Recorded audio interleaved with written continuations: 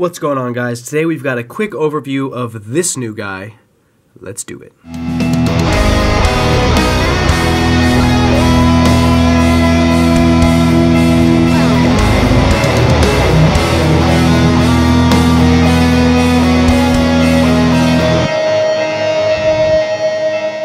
So what have we got here? Another new Spyderco production model, the Cruwear Micarta PM2.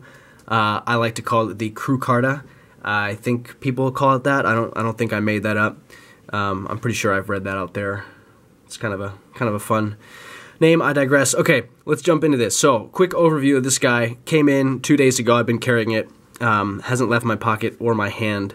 This thing is just phenomenal. I was kind of crushing on the Para 3 for a while and sort of sidelined my PM2, and I am back on this bad boy because, man, they did such a good job with this. First, let's look at the blade here. CPM Cruwear in this gorgeous satin finish. Spyderco satin is something that I can't get enough of. It looks so good, and they did a perfect job with this grind. It's super even, probably one of the sharpest factory edges I've ever experienced. This thing is a laser. Love this steel. I'm so glad they put this steel on here. One of my top favorite steels. You can check out my steel video. Super tough. Pretty good edge retention and wear resistance. 7-ish% chromium, so not fully stainless, but also not as prone to rust as some of those other tool steels out there. It's just great. And I love seeing it on a production model. Of course, this Micarta is probably the most crazy new thing that they did with this, and it just feels amazing. It's soft yet grippy. The edges are nice and smooth, like kind of round, and I mean, it's kind of the same.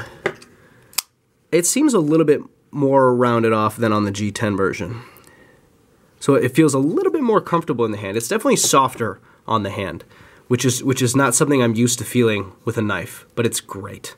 It's just so great. It's very pleasing to hold.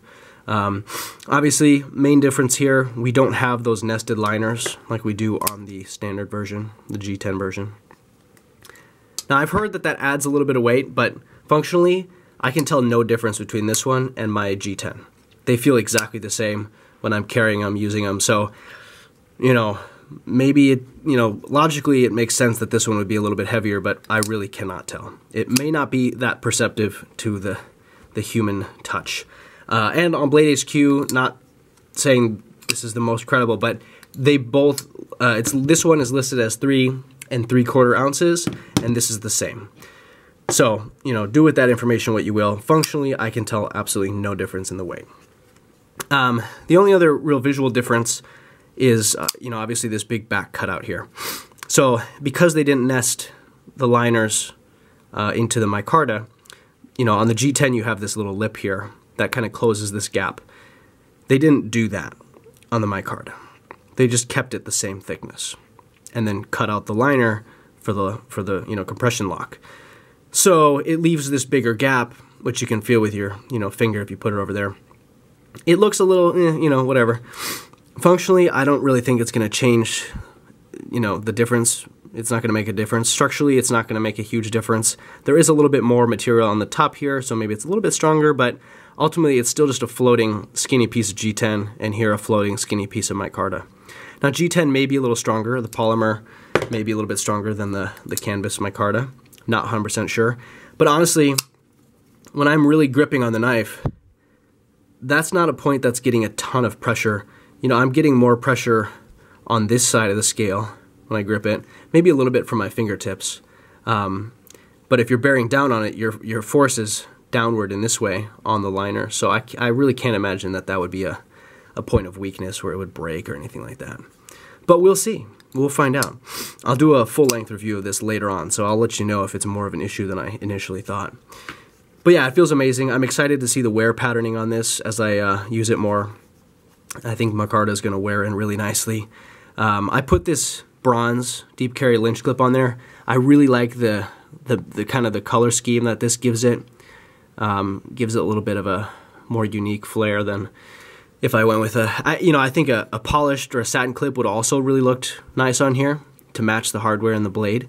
But I thought, you know, let's go with a little bit of color on here. So I did the bronze, and I'm really happy with it. So if you want to know what a bronze clip looks like on here, there you go. Take a good look. I really am a big fan of that color combination. It's kind of a desert tannish look.